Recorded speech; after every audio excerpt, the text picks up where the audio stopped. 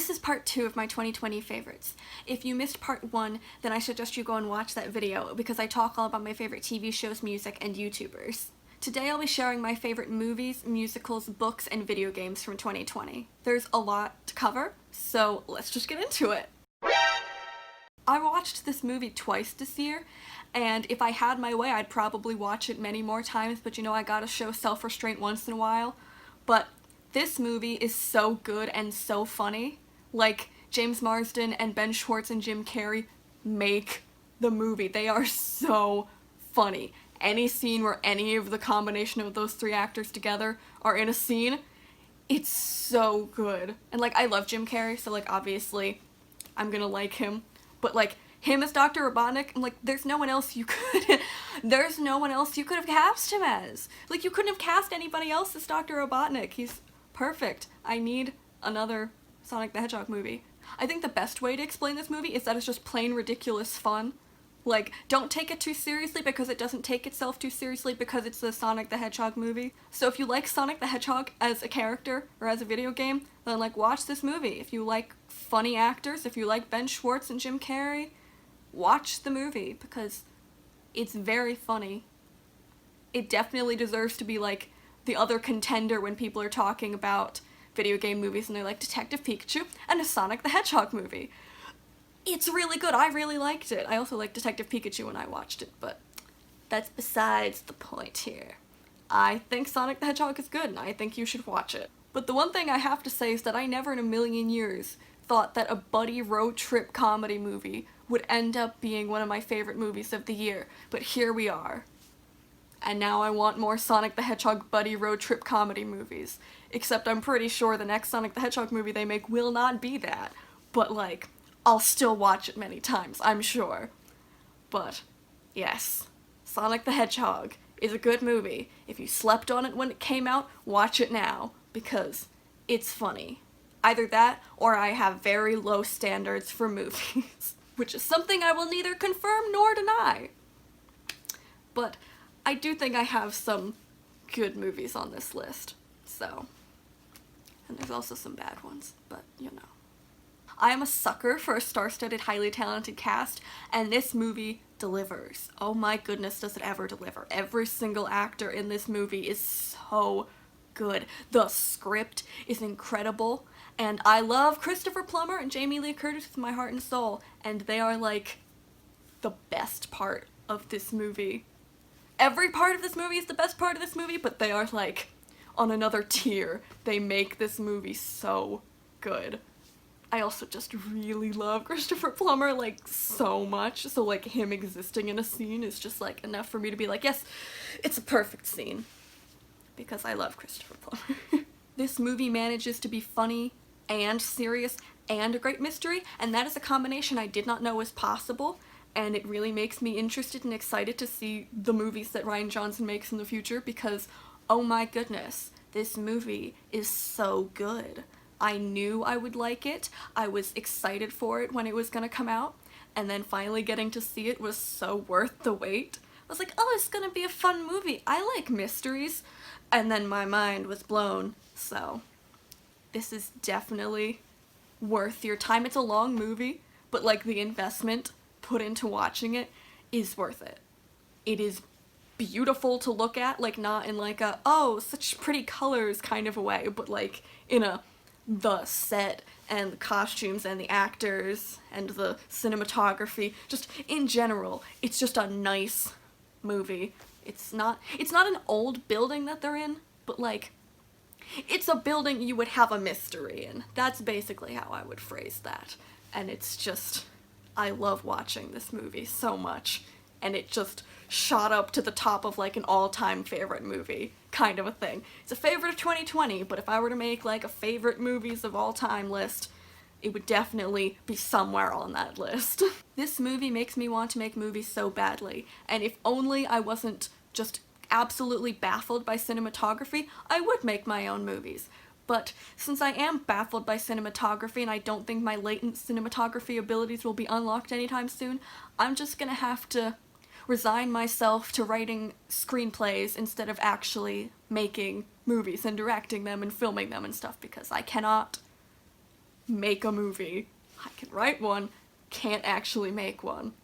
But I do appreciate a good-looking movie, and this is a good-looking movie. The same day I watched Knives Out, I also ended up watching Clue, like immediately after I stopped watching Knives Out, and the 2+ hours of watching that movie were over, me and my younger siblings were like, we want to watch Clue. So, we watched Clue. I'd never seen it before. It's one of those movies that's like on my list of like, I know I would love this movie, but I just haven't gotten around to seeing it yet. And I now love this movie. I watched it right after watching Knives Out, and then also I watched it on my birthday, and it was equally as funny a second time.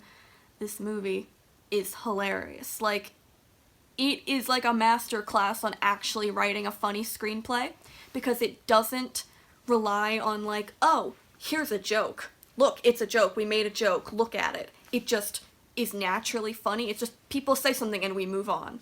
There's nowhere, like, you couldn't put a laugh track on this movie because it just keeps going on. There's no, it doesn't like to point out that it made a joke. It just makes jokes, which is how people should write comedy. This movie has now raised my standards for all movies I watch going forward because it has a bunch of things that are now like my favorite thing to have in a movie. Perfect comedy, a murder mystery, and Tim Curry. So, I will now no longer be watching any movies unless it has all 3 of those things in it, which means I will only ever rewatch Clue. So, you know. It was a good run, folks, but I'm not gonna watch any more movies in my life because Clue is a perfect movie in my eyes. And this movie has no right to be based off of a board game. It's not fair that they took a board game and made a perfect movie out of it. People struggle to make any other movie adaptation, but for some reason, the board game Clue became a perfect movie. And I'm angry about it. I'm bitter. I will never be over this. It shouldn't be possible, but it happened. Somehow it happened. I'm not joking when I say this is one of my favorite movies of all time. Like, genuinely, I love this movie so much. Any interaction between Riley Poole and Ben Gates has been burned into my brain. Every single detail of those scenes, every single detail of the whole movie basically has been burned into my brain, and I could probably recite to you multiple parts of this movie with like exact inflections and like facial expressions, because I have seen this movie so many times, and I'm not embarrassed to say that it's one of my favorite movies of all time. You might say I'm crazy, but I say it's a great movie, and I would not say go and watch it if you haven't, but like, if you have watched it, I hope you respect my love of this movie, because I think it's a great movie, and it takes up more space in my brain than I'd like it to, because I need space for other things, but I'm also okay with it, because it's a great movie. This movie is definitely one of the things I blame for my love of museums and my love of the American Revolution, because I've been watching this movie ever since I was little, and that was when I started liking things like the American Revolution and museums, and now I think that that helps me have my biggest nostalgia goggles on, where I'm just like, this is a perfect movie, because I'm like, yes, the Declaration of Independence automatically makes any movie better, and also, I think the script is funny. I think it's a funny movie. I'm sure, yes, I could look at it and go, this is wrong, this is wrong, this is wrong, this is wrong. But like, as long as I'm aware of the things in the movie that aren't good, I can appreciate the really good parts. And there's a decent amount of really good parts. So, therefore, I like this movie. And I'm not gonna complain about it. This was a nostalgia rewatch for me because I haven't actually rewatched this movie in forever, and I am so glad I did because it actually holds up pretty well. I always knew, even like when I was little, that this movie had a star-studded cast, or like a mostly like semi-star-studded cast, but like, I now know these actors like so much better than before, and like now I've seen them in other stuff. And they're all so good. There's Stanley Tucci, there's Joan Cusack, there's Jane Krakowski, there's Julia Ormond, there's Chris McDonnell. They're so good. They make this movie so good. I love this movie so much. And like, there's certain scenes where I'm just like, this is an American Girl movie?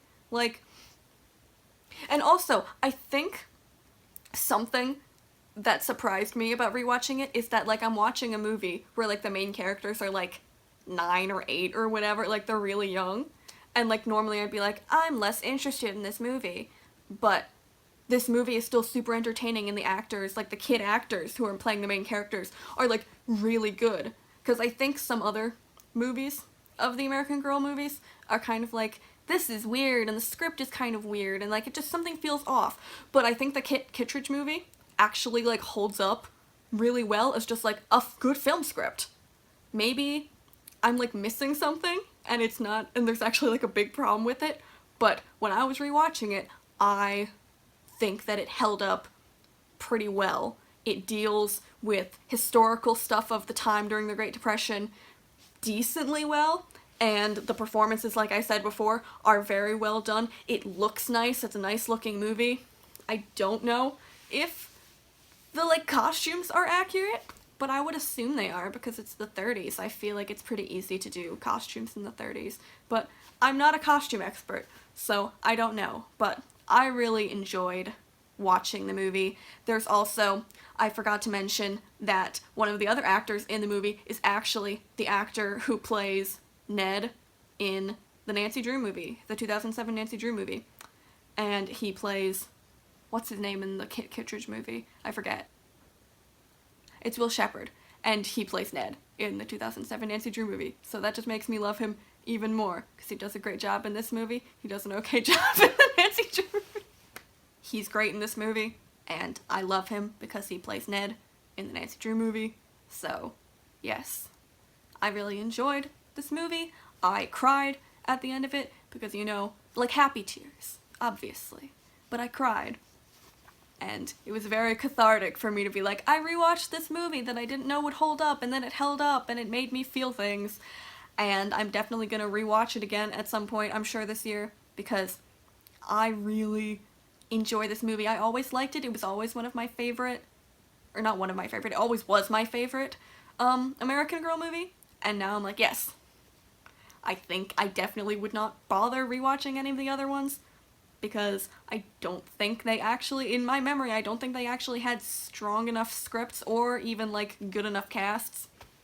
So, if you're planning on ever going back and rewatching some of the American Girl movies, I would recommend watching Kit Kittredge first, because it is, in my opinion, the best one, and the only one actually worth watching. This was also another nostalgia rewatch, and it is my favorite Barbie movie, only followed up a close second by Princess and the Pauper, because in this household, we stan Barbie's first movie musical. But this is my favorite movie. This is my favorite Barbie movie. And I will not take constructive criticism, because I like this movie a whole lot. I really love the music in it. I like the characters and the character dynamics the most because of the fact that almost all of the other ones are like, here's Barbie, and here is boy. They're gonna be in a relationship, and they treat each other like they're gonna be in a relationship. And every time they interact, they're either directly being like, we're gonna be in a relationship, or they're like cute flirting with each other. And this movie, instead, gives you Barbie, boy character, and they're very sassy to each other, and they're just there because they both want to reach their end goals. And, like, plot stuff. They're friends and acquaintances because of plot stuff. And in the end, they become closer characters, and they have, like, basically are leading into having a romance together. But, like, that's never really the part of the movie. The movie can happen without them having a romance. And most other Barbie movies have to have the romance because that's part of the plot. And I just think that this movie really, really gets elevated because of the fact it's not like a classic princess movie like most of the other ones are, where they need a guy to fall in love with Barbie and Barbie to fall in love with a guy to have the plot. And it also gives more space for the actual plot, because most of the other movies are like, here's half the plot, it has to do with Barbie falling in love with someone. Here's the other half of the plot, which is the actual plot, which is like the fun and important adventure action stuff. That's really weird words to say when describing a Barbie movie, but you know what I mean if you've seen a Barbie movie. The fun stuff, the non-romance stuff. But this one is mostly action-adventure movie in the snow with magic Pegasuses and a Cloud Queen. Okay, so my phone stopped recording for some reason, but basically all I did was continue to ramble on in circles about this movie. So, TLDR, I love this movie because basically there's no romance. It's just a quest plotline and sassy characters and good music. And I love Annika and Aiden, and even for the surprisingly short movie that this movie is, they were able to give Aiden a tiny amount of interesting backstory that I really care about for some reason. So that's an A+ for his sassy character, who I greatly enjoy. And they have a villain in this movie who you hate, but you know, he's kind of interesting to watch when he's on screen most of the time. But I do have to say that they designed him so specifically, like his character design is so specific, that whenever he's anywhere but his villain lair, he stands out so much. Like, if you watch the movie, you'll know what I mean. Because Barbie looks like she fits in her, like, kingdom, in her world. And Wenlock looks like he fits in his. But whenever they go into each other's kingdoms, or, like, each other's areas, it's like, this art style is so different. Basically. I mean, like, they are animated the same way. But, like, he stands out so much, and I don't know why they had to give him such a jarring character design when he's most of the time not where he actually, like, fits in. But it's very funny to me, but I enjoyed this movie a lot, and I think that you should watch it too if you haven't in a while, or if you've never watched it, go and watch this movie. Before I move on to talking about things that are not this movie, I want to recommend to you a specific wiki that I found when I was watching this movie. It is a villains wiki, and it has Barbie villains on it, and it is the funniest thing I have ever read. I'm going to leave a link in the description so that you can enjoy it too, because it is so funny. I'm not gonna spoil you on why it's funny. Just go, click on the link, and go read this wiki. I decided this year that I wanted to suffer, and so I watched falsettos. I cried, and I cried, and I cried. I thought I could hold it in, but I cried so much watching this musical. The first act and the second act, so much crying, and like, it makes me, like, emotionally numb when I finish watching that musical. Because I'm just like, I can't compute my feelings. It's just tears and, like, the most intense musical theater emotions I've, like, ever felt happen because of this musical. Every single actor in the 2016 revival cast is perfect and incredible, and Stephanie J. Block makes me cry immediately whenever she belts, so, like, we knew I was gonna cry. But also, Christian Borle and Andrew Rannells kill me inside. They're so good at acting together in this musical. It's such a good, important, meaningful musical. It's a sung-through musical. I love sung-through musicals. It is a masterclass in sung-through musicals. All the other sung-through musicals that I like are, like, fun and whatever, and, like, they're entertaining, but this one is like, I didn't know you could do that with a musical. I now have a new dream role because of this musical. A dream role I'll never play, but a dream role nonetheless.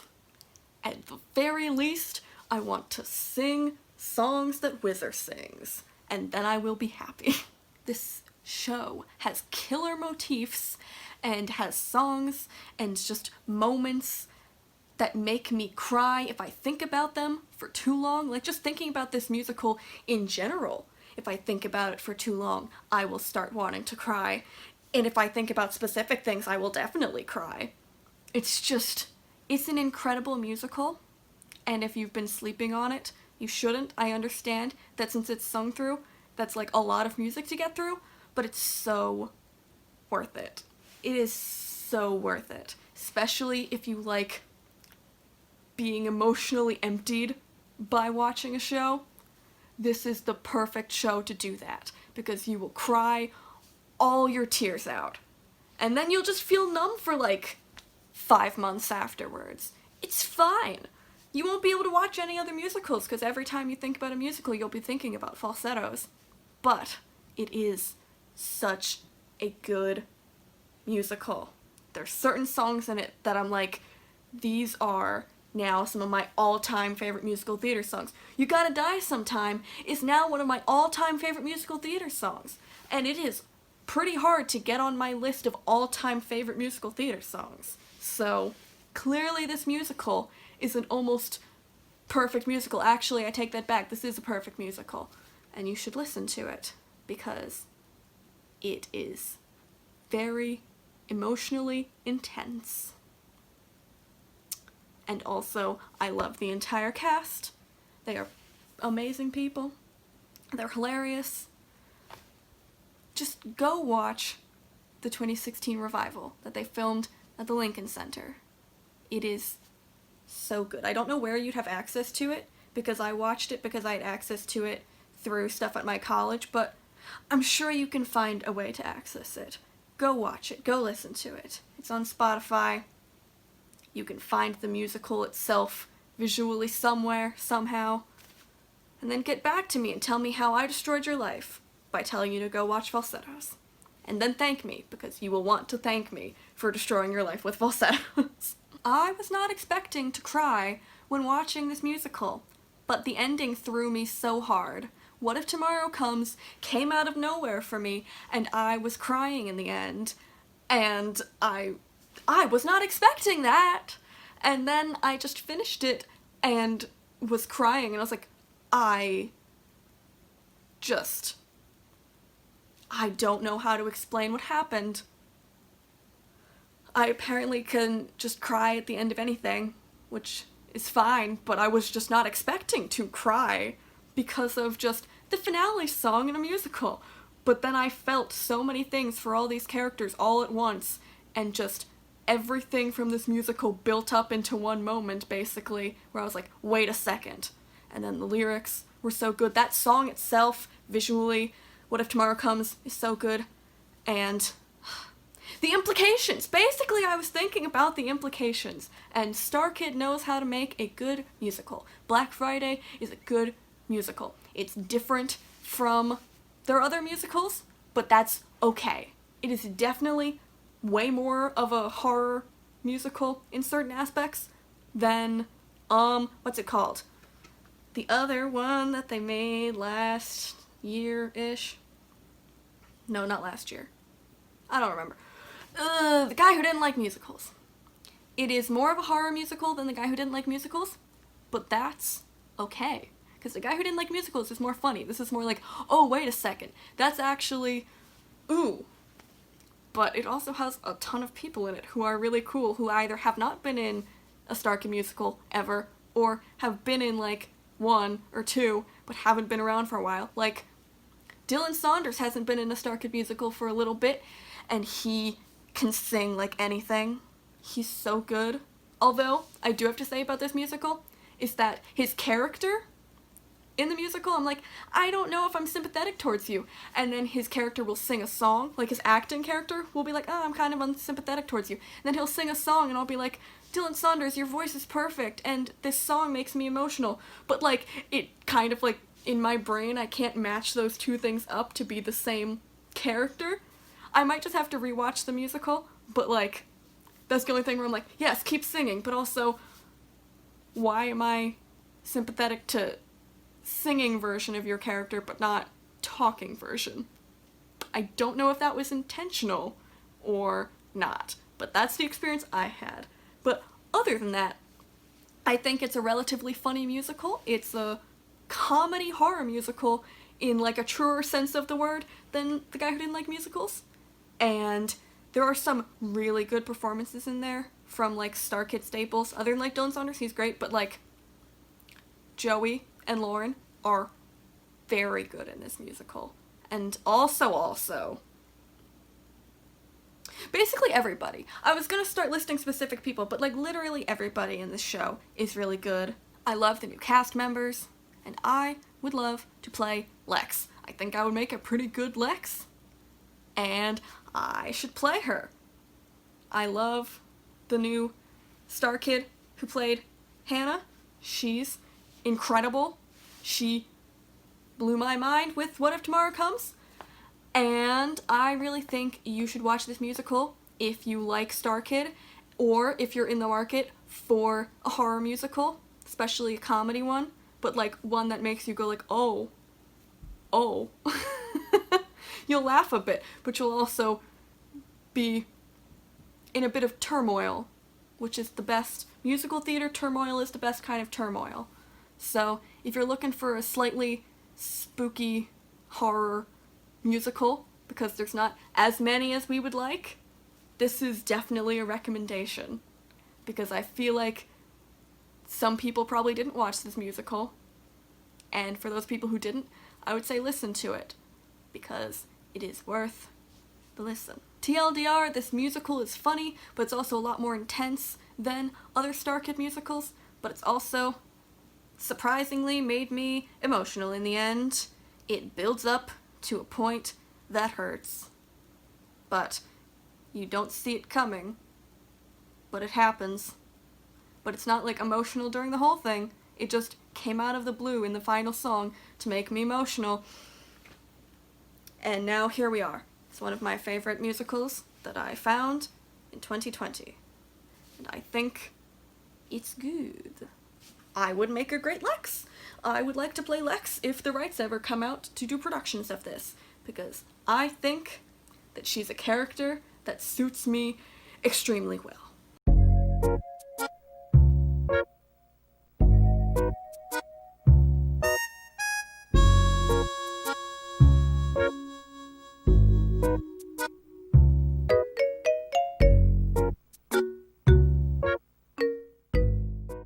When the doctor started using phrases like, "He'll pass away, what could I say? I said, doctor, in plain English, tell me why was I chosen? Why me of all men?